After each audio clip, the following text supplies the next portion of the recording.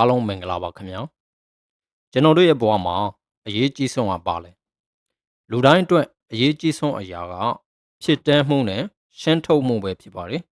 ဟုတ်ပါတယ်ကျွန်တော်တို့ဟာနေ့စဉ်နဲ့အမျှလိုအပ်တာတွေကိုဖြည့်ဆည်းကြရပါတယ်ကျွန်တော်တို့ရဲ့ဘဝမှာကန့်ညီတဲ့ဖြစ်တမ်းမှုလုပ်ပြီးတဲ့အခါမှာတော့ပြည့်စုံတော့ပြီလို့ခံစားမိကြမှာပါတကယ်တမ်းတော့အဲ့လိုမဟုတ်ပါဘူးခင်ဗျာနောက်ထပ်အရေးကြီးတဲ့အချက်ကရှင်းထုတ်မှုပါပဲ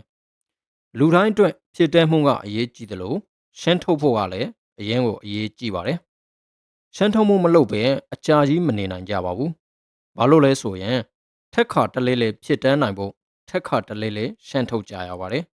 ဆင်းရဲတဲ့သူပဲဖြစ်ဖြစ်ရှင်းတာတဲ့သူပဲဖြစ်ဖြစ်အာနာရှိတဲ့သူပဲဖြစ်ဖြစ်အာနာမရှိတဲ့သူပဲဖြစ်ဖြစ်ရုပ်ချောတယ်ဆိုပြီးကိုအထင်ကြီးနေကြတဲ့မိန်းမလှလေးတွေလည်းတခြားသူတွေအားလုံးနေတူပဲဖြစ်တမ်းမှုနဲ့ရှင်းထုတ်မှုကိုအမြဲတမ်းလုပ်နေကြရတာဖြစ်ပါတယ်ဒီနေရာမှာဖြစ်တမ်းမှုနဲ့ရှင်းထုတ်မှုဆိုတဲ့အရာကို